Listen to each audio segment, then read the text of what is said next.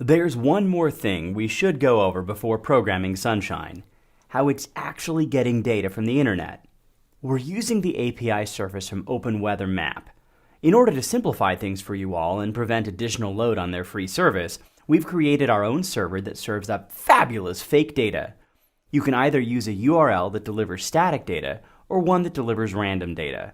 All of this data is delivered in JSON format. JSON stands for JavaScript Object Notation.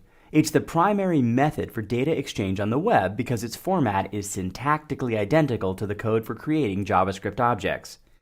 This means that JavaScript programs can use standard JavaScript functions to read JSON data, since it's essentially native JavaScript to begin with. We use it in many other places because, like XML, it's human readable. But it also is more compact, easier to write, and allows for the declaration of arrays. Here are some contacts in JSON.